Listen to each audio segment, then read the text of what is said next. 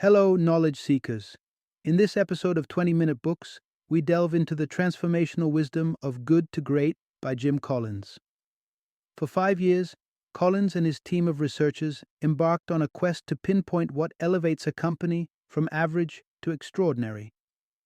Through meticulous analysis, they've identified a series of critical factors that, when implemented, can propel a company into the echelons of greatness. This book is a crafted distillation of insights surrounding leadership acumen, fostering a culture of success, and the nuances of strategic execution. It serves as a roadmap for those in positions of power to escape the trappings of mediocrity. Ideal readers of Good to Great include executives aiming to shepherd their organizations to new heights, investors gauging the longevity and potential of companies, managers seeking to invigorate their teams, and enterprising individuals who envision greatness for their startups from inception. Author Jim Collins, with an impressive repertoire that includes lecturing at Stanford University's Graduate School of Business and contributing to renowned publications such as Fortune, Businessweek, and Harvard Business Review, presents this book as a sequel to his bestseller, Built to Last. There, the focus was on sustaining excellence. However, in Good to Great, Collins addresses the foundational leap from good to great, a journey that is both complex and attainable. Join us as we explore the critical strategies that enable organizations to achieve sustained excellence. Whether you're an armchair economist or a corporate strategist, Good to Great offers pivotal lessons in creating and nurturing a prosperous and dynamic business environment.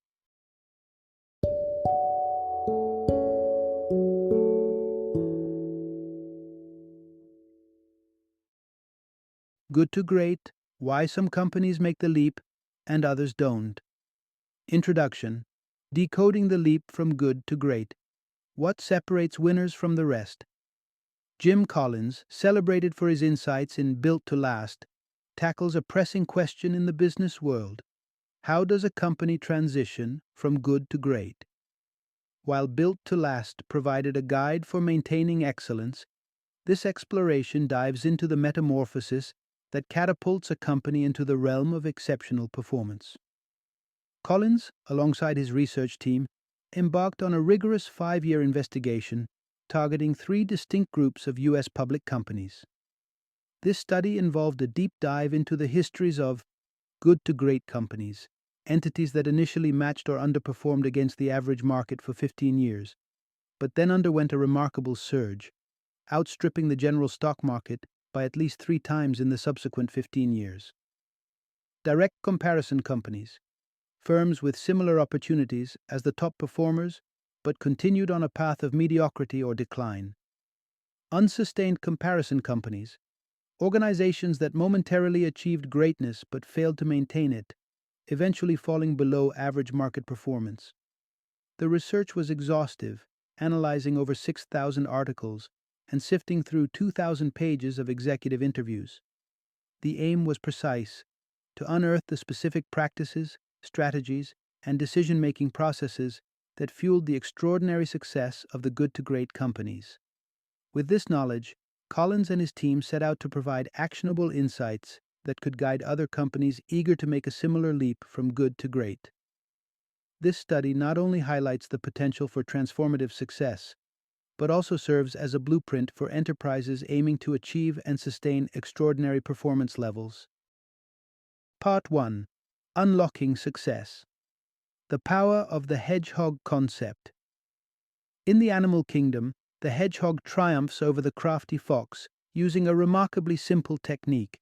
It rolls into a secure, spiky ball, rendering the fox's complex strategies useless. This analogy illustrates a groundbreaking principle discovered by Jim Collins in his study of how companies transition from good to great. He identified a pivotal strategy, termed the hedgehog concept, based on the hedgehog's straightforward defense method. Good to great companies all embraced this concept by asking themselves 3 critical questions. What can we be the best in the world at? What are we deeply passionate about? What drives our economic engine? The convergence of these questions forms the hedgehog concept, a crystal clear path that typically emerged after about 4 years of rigorous debate and thoughtful iteration. Once defined, this guiding principle shaped every strategy and decision, aligning all efforts toward a common goal and significantly bolstering chances for success. An exemplar of this approach is Walgreens. By narrowing its focus to becoming the most convenient drugstore with an optimal customer profit per visit, Walgreens found its hedgehog concept. This relentless focus yielded astounding results, allowing the company to outstrip the general stock market sevenfold. In contrast, Eckerd Pharmacy, which lacked a clear hedgehog concept, followed a haphazard growth path that led to its eventual dissolution as an independent entity. The lesson is compelling and clear. Finding a simple hedgehog concept provides a clear and effective roadmap to extraordinary success and sustainability in the competitive business landscape. Part 2. Building Momentum. How incremental improvements lead to breakthroughs.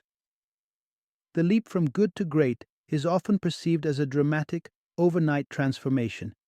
Yet, in reality, the companies that successfully make this jump experience their change as a series of small, hardly noticeable movements.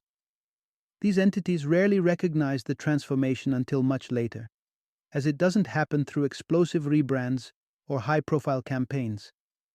The essence of such transformations lies in a steadfast accumulation of small, deliberate actions, much like pushing a heavy flywheel. At first, the progress seems slow and arduous, but each push forward builds upon the last, gradually gaining momentum. This approach centers on adhering strictly to the company's hedgehog concept, their simple underlying strategy that directs all decisions. Take, for example, Nucor, an American steel manufacturing company. Facing the looming threat of bankruptcy in 1965, Nucor decided to innovate instead of surrender. They adopted mini-mills, smaller, more cost-effective facilities that could produce steel more cheaply and efficiently than traditional mills. This strategy was not about instant success but persistent effort, building one mini-mill and then another, constantly gaining more customers, and steadily pushing their business flywheel until it spun with formidable force. By the mid-1990s, their persistent efforts crowned them as one of the most profitable steel producers in the United States. This incremental approach starkly contrasts with the tactics of comparison companies, which often seek quick fixes through sweeping strategic changes or rushed acquisitions. Such dramatic shifts rarely create sustainable results, frequently leading to disappointment and a resultant scramble to try yet another strategy, thus never allowing any momentum to build. As evidenced by companies like Nucor, true and lasting success emerges from the ongoing commitment to push consistently in the right direction, allowing small gains to accumulate and propel the entire company forward.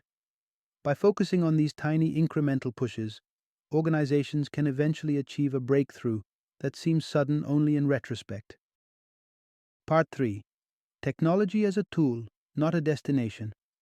For companies on the journey from good to great, technology serves as a powerful accelerator, propelling them towards their strategic objectives. However, these successful companies never mistake technology for the destination itself. They understand that the true value of technological advancements lies in their ability to enhance and speed up existing strategic goals, not define them. In contrast, lesser performing companies often view new technology as a panacea or a looming threat that could potentially disrupt their operations. Fearful of being left behind, these companies rush to adopt new technologies without a clear plan or understanding of how it fits into their broader goals. This reactive approach can lead to costly missteps and wasted resources. Good to great companies adopt a more deliberate stance towards technology. They evaluate new tools and systems with a critical eye, asking, "Does this technology help us move faster towards our ultimate objectives?" If the answer is yes, they do not merely adopt the technology, they become pioneers, integrating it deeply and effectively into their operations. If not, they are comfortable either ignoring it or adopting at the pace typical for their industry, avoiding unnecessary expenses and distractions. An illustrative case is found in Walgreens' strategic response during the rise of e-commerce. When Drugstore.com launched, it caused a significant stir, prompting fears that traditional drugstores like Walgreens would soon be obsolete. Walgreens' stock value took a hit, declining by about 40% as investors panicked. However, instead of a knee-jerk reaction to invest heavily in an unproven model, Walgreens carefully considered how an online platform could enhance their core strategy of maximizing customer convenience and profitability per visit. Ultimately, Walgreens launched its own e-commerce site, but with a focus that complemented their ongoing strategy, like facilitating online prescription refills. This calculated incorporation of online shopping into their business model helped Walgreens not just recover but thrive, nearly doubling its stock price within a year, while Drugstore.com struggled to maintain its initial valuation. This example underlines a fundamental lesson. New technology should be viewed only as an accelerator toward a goal, not as a goal itself. By keeping their strategic objectives in clear view, good to great companies use technology not as a crutch but as a catalyst, steering them toward greater success. Part 4. The quiet force of Level 5 leadership. What propels a company from mere adequacy to true greatness? Jim Collins identifies a crucial component in this transformation: the presence of Level 5 leadership. These leaders, unique in their blend of humility and willfulness, catalyze sustained company success beyond their tenure. Level 5 leaders distinguish themselves through a paradoxical mix of personal humility and professional will. They are exceptional team players and managers, driven not by personal glory but by a fierce desire to achieve for the sake of the organization. Their ambition is first and foremost for the company, not themselves. This manifests in their work ethic. They push relentlessly toward their goals, yet when it comes to accolades, they redirect the spotlight onto their teams and the broader organization. Their humility is genuine, not just a public persona. They shun the limelight and often lead with a quiet diligence that belies the depth of their impact. For instance, Darwin Smith, CEO of Kimberly-Clark, embodied these traits during his transformation of the company into a leading player in the paper goods industry. Despite his monumental success, Smith maintained a low profile. He dressed unassumingly and preferred spending his leisure time on his Wisconsin farm, often in the company of everyday workers like plumbers and electricians, rather than the corporate elite. This contrasted sharply with the leadership seen in some of the comparison companies, where two-thirds of the CEOs displayed oversized egos that ultimately hampered long-term success.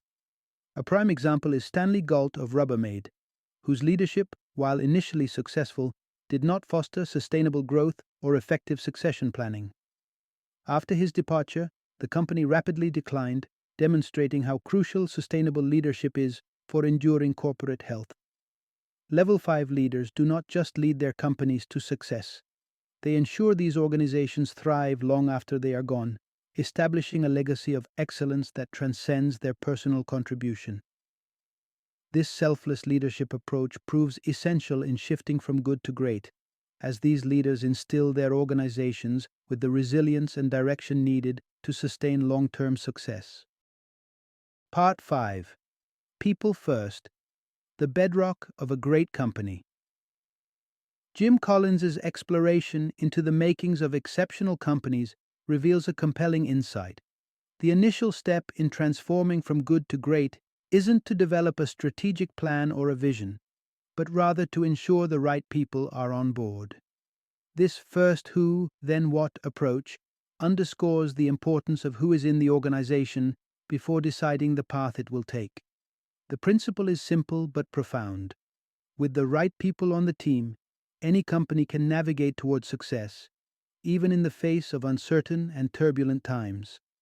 This was exemplified by Dick Cooley at Wells Fargo. Despite the looming complexities of banking deregulation, Cooley focused not on predicting the changes, but on assembling a top-tier team capable of adapting and excelling no matter the challenges. His intuition was validated as Wells Fargo emerged as a powerhouse in the industry, with Warren Buffett lauding its management team as the finest in business. Good to great companies prioritize the character and fundamental values of potential team members over their specific skills or knowledge, which can be developed over time. They seek individuals who naturally exhibit the right charisma, diligence, and integrity, people who don't need external motivation to excel because they are inherently self-motivated. These companies understand that having the right people simplifies management. There's no need to spend time agonizing over motivation strategies. Instead, they concentrate on creating an environment where high performers can thrive, and those less suited naturally find their way out. Leadership positions are filled with individuals who are either fully committed for the long haul or opt out quickly, ensuring a consistent, dedicated team. Moreover, good to great companies adhere to a disciplined approach when it comes to personnel decisions. They don't rush to fill positions out of desperation, but rather choose to wait for the right candidate. Conversely, they don't hesitate to let someone go or shift their role if they are not a good fit, as prolonging such decisions can demoralize others and stall progress. In essence, the transformation from good to great is fundamentally about people. By placing the right people in the right positions, companies set a solid foundation upon which everything else can be built, enabling not just growth, but sustainable excellence. This people-first approach is what underpins the long-standing success of truly great companies. Part 6. The Stockdale Paradox: Facing Reality with Unwavering Faith. Navigating the challenging transformation from good to great requires a delicate balance of realism and optimism, a dynamic encapsulated in what Jim Collins deems the Stockdale paradox. This concept is named after Admiral Jim Stockdale, who, during his captivity in the Vietnam War, exemplified the critical blend of acknowledging harsh truths while maintaining a resolute belief in eventual success. Stockdale's ordeal in the notorious Hanoi Hilton prison saw him subjected to severe torture. Yet, despite these brutal conditions and uncertain outcomes, he never lost faith in his eventual return home. Crucially, his optimism was grounded. He did not resort to baseless hope that often led to despair among his fellow prisoners, who clung to the idea of imminent rescue by specific dates.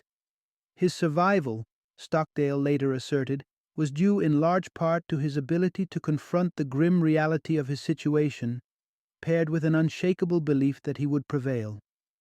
Drawing a parallel to the corporate world, Collins illustrates how good to great companies employ a similar approach. These companies face the brutal facts of their current circumstances without ever losing sight of the end goal. This pragmatic yet hopeful outlook enables them to navigate through trying times where less resilient competitors might falter. Take the compelling story of Kimberly-Clark, a titan in the paper goods industry. When Procter & Gamble, P&G, entered the market, competitors responded in markedly different ways. Scott Paper, the market leader at the time, doubted its ability to compete against such a formidable adversary. They opted to diversify and avoid direct confrontation, essentially conceding defeat. Kimberly-Clark, on the other hand, embraced the challenge. Under the leadership imbued with the spirit of the Stockdale paradox, they even held a symbolic moment of silence for P&G, signaling their confidence and competitive spirit. The results speak volumes. 2 decades later, Kimberly-Clark not only acquired Scott Paper, but also outperformed P&G in the majority of product categories. This outcome underlines the potency of confronting harsh realities while fueled by the conviction of ultimate victory. Thus, the journey from good to great is paved with the courage to acknowledge daunting truths, coupled with the faith that success is attainable. A powerful lesson for any organization aiming for greatness. Part 7. Cultivating Transparency. Leaders as Facilitators of Truth. In the realm of transforming from good to great, leadership style plays a pivotal role, particularly in how leaders handle the dissemination and confrontation of hard truths within their organizations. Effective leaders of top-performing companies distinguish themselves not by shielding themselves with positive news, but by fostering an atmosphere where the harsh, often uncomfortable realities of the business are openly discussed without fear of repercussion. Rather than acting as the chief answer giver, these leaders adopt the role of a Socratic moderator. They utilize probing questions to peel back layers of assumption and encourage a culture where vigorous debate is welcomed. This approach ensures that various perspectives are heard and that decisions are informed by a comprehensive understanding of the facts, however brutal they may be. The experiences of Pitney Bowes vividly illustrate this principle. Once a company facing the loss of its monopoly in postage meters, Pitney Bowes reinvented itself into a leader in document handling solutions, significantly outperforming the stock market average. Critical to this transformation was the management's relentless focus on confronting uncomfortable truths in their strategic meetings.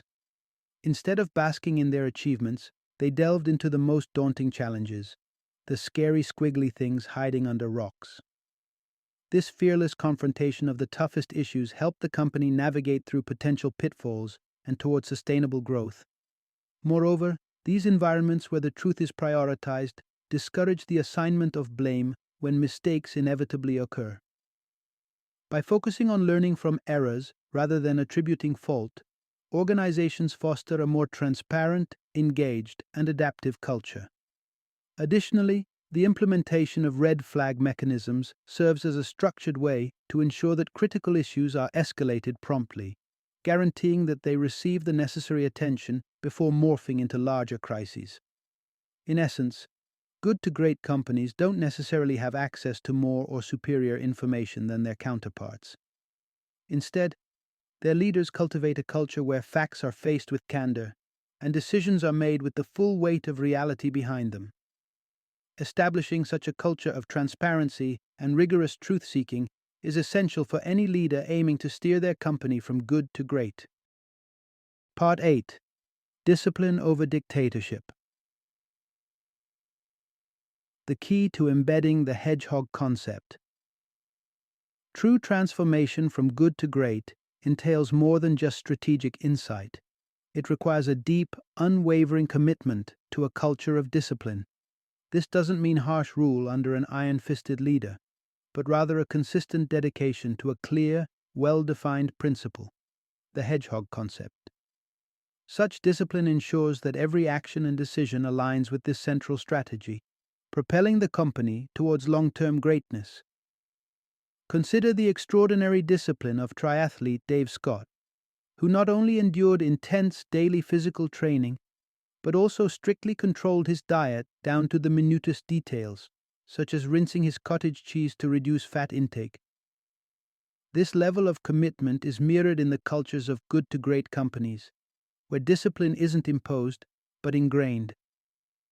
Wells Fargo offers a compelling example. With the deregulation of banking on the horizon, they recognized the critical importance of operational efficiency. The company made dramatic changes, freezing executive salaries, ditching corporate luxuries like jets and executive dining, and even scrutinizing the cost of office supplies used in reports. These actions, emblematic of deep-seated discipline, were not entirely necessary to achieve greatness, but underscored the company's comprehensive commitment to their strategic principle. This contrasts sharply with companies managed under the yoke of a tyrannical leader, where discipline is synonymous with fear and control. Such companies might experience a surge in performance, but these gains are often short-lived, collapsing once the leader departs. Rubbermaid under CEO Stanley Galt is a case in point. Known for his tyrannical management style, Galt drove the company forward only for it to plummet dramatically in value after his departure, revealing the absence of a sustainable, disciplined culture. In essence, the shift from good to great is less about who is in charge and more about how everyone in the organization aligns with a central guiding principle. A true culture of discipline, self-imposed and woven into the fabric of daily operations, is fundamental, ensuring that each member of the team is not just following orders, but is genuinely committed to the collective path to greatness. Final summary. The essence of transforming from an average company to a standout in the industry is encapsulated within the strategic and cultural frameworks that good to great meticulously lays out. The book decodes the journey of companies that made this leap and provides blueprints that can be universally applied. Why focus on good to great companies? The insight that good to great companies offer invaluable lessons prompted an in-depth study. These companies are living proof that significant shifts in performance and industry standing are achievable with the right approach. What distinguishes the strategic management of these successful companies? Central to their strategy was the adoption of the hedgehog concept, a simple yet profound vision that guides all corporate decisions and actions. This straightforward strategy is reinforced by the relentless pursuit of small, incremental efforts, similar to steadily pushing a heavy flywheel that ultimately lead to powerful breakthroughs. Additionally, these companies view technology not as a destination, but as a catalyst that accelerates progress towards their strategic goals. How are the people and culture different in these transformative companies? Leadership at these companies is defined by level 5 leaders, figures who combine extreme personal humility with intense professional will. These leaders focus on getting the right people on board, individuals who are not only skilled, but are a perfect fit for the company's culture, effectively setting a solid foundation for the company's objectives. A culture that encourages confronting the harsh realities head-on is crucial. These companies foster environments where difficult truths are addressed openly and constructively, ensuring that everyone is aligned and moving forward together.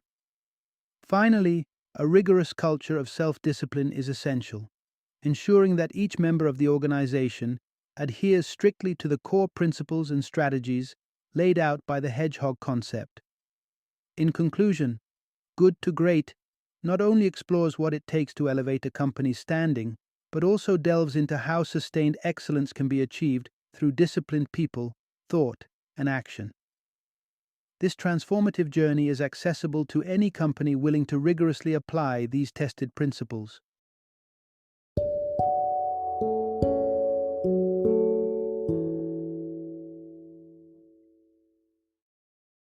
Thank you for joining me today on this journey of learning and discovery as we explored the insights of another thought-provoking book in our growing library of knowledge.